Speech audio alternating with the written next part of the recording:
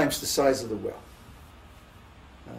And every time he said, he said 5 times, he would puff himself up. You know, frogs can puff themselves up.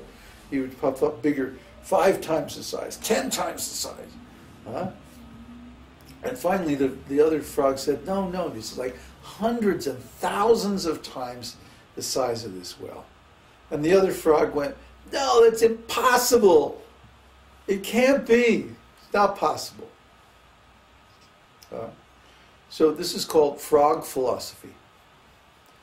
I live in my little box, and I have my little tiny experience of life, my insignificant little tiny corner of the world.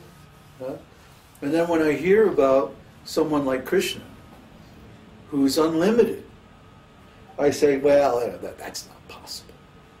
Maybe he's twice as beautiful, or 3 times as beautiful, at the most.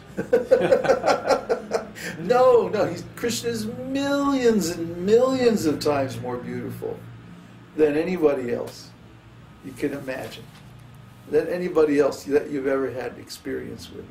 For example, even in this material world, if someone is beautiful in one way, it's very rare that they're also beautiful in other ways. For example, if someone is very physically beautiful, we usually find that they don't develop other qualities, like knowledge or wisdom or spiritual life, or aesthetics or talent or anything like that. Because, why? Just on account of their physical beauty, they can get all their needs satisfied, and they have no need to develop any other qualities. So we often find that these people are actually very ugly. I mean, if you doubt what I'm talking about, read the memoirs that were just released about Madonna. Very nice on the outside, but if you ever lived with her, oh my God, it's a horror story. Why? Because out of physical beauty, she could attract and control and get just about anything that she wanted. And she has a little talent too. So she was able to get, not only meet her needs, but actually get tremendous material opulence and power as a result of just a few good qualities. But no spiritual qualities, the material girl. She never developed spiritual life. She never developed deep wisdom or knowledge of anything. She remains a superficial person because there was no impetus, no incentive to develop those other qualities, you see. Just by developing 2 good qualities, material beauty and a little musical talent, a little dancing, like that. See? But the really advanced people, they develop multiple good qualities. Maybe they don't have physical beauty or wealth or something like that, but they'll have knowledge, they'll have spiritual wisdom and realization. Maybe they have some, musical ability, or maybe they are great intellectuals or philosophers or astrologers or something like that. We find the really, really developed human beings have multiple talents, multiple opulences. But Kṛṣṇa has all opulences. Try to understand. He's not only the most beautiful, most powerful, the most famous, the most knowledgeable, and the most renounced. He's also a beautiful person in every way. His character is just impeccable. We'll talk about that later, all of these different qualities that he has, these 64 qualities. He's not just beautiful, he's everything. He has unlimited wealth and opulence of everything. So how beautiful is Kṛṣṇa?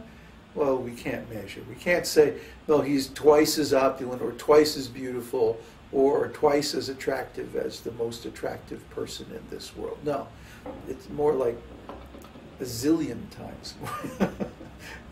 It's inconceivable. how wonderful Krishna is. And it's very hard for us, even when we're in contact with Krishna, it's very hard for us to appreciate just how wonderful he is. I mean, it's like we would blow a fuse if Krishna ever revealed really how wonderful he is. You know, like in the Bhagavad-gītā, Arjuna begs Krishna to reveal his universal form.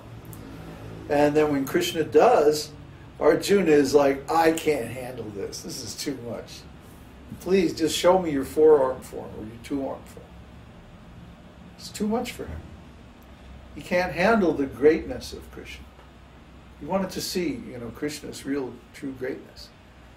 But, human beings are not able to handle that. That's why we're jiva souls. We're just infinitesimal, tiny human beings. So Krishna has to manifest a form that has, some of his opulences, but not everything.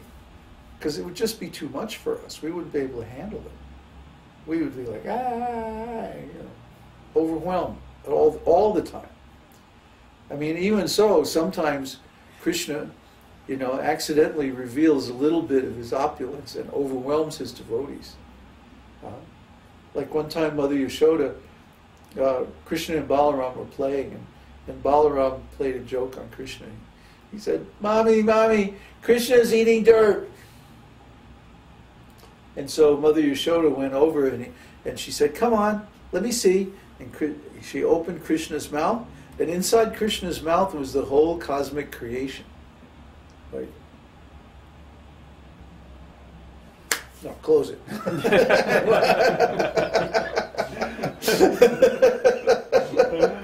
It's like she couldn't deal with it. It's like she can't imagine Krishna as being anything but her little baby son. So even if she sees evidence that he has some other aspect or some other opulence, she just blocks it out. She won't even look at it. So this is the behavior of Krishna with his devotees. Sometimes just to test them, just to see, he'll reveal a little bit more. But even that, I mean, that's just nothing. Just one universe. Krishna has millions and millions and millions of universes. And this universe is the smallest one. So just imagine what the big ones are like. I mean, it's inconceivable. So Krishna's opulence is unlimited. His beauty is unlimited. And he can easily overwhelm any of us with his opulences. But he doesn't. Because, why? What Krishna really enjoys is not opulence just for the sake of opulence. But he really enjoys the sweet taste of the beautiful relationships with his devotees. That's why he creates the living entities. That's why he creates and emanates the millions and millions of unlimited numbers of jivas, so that we can engage in sweet pastimes with him. That's totally why he does it. It's not because he likes to control or dominate or punish or any of that nonsense. No. Krishna is the original lover. He's the perfect beloved. He's the best and most complete object of love.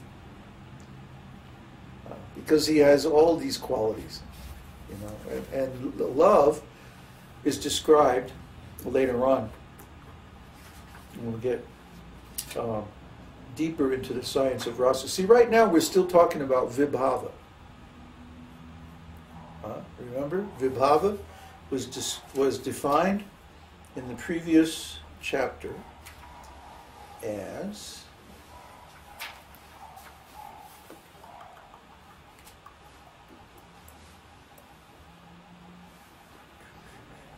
where is it?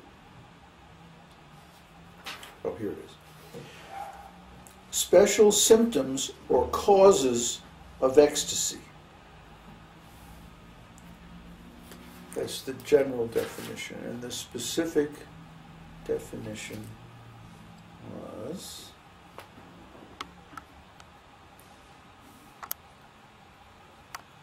because it was important. Here it is. The cause or basis for relishing transcendental mellow is what we mean by vibhava. This vibhava is divided into two, namely basic and impelling, or impetus giving. In other words, there are two kinds of ecstatic love. The object of basic ecstatic love is Kṛṣṇa and his devotee. Lord Kṛṣṇa is the object of basic ecstatic love, and his pure devotee, the reservoir of such love, is the object of impelling ecstatic love. So impelling ecstatic love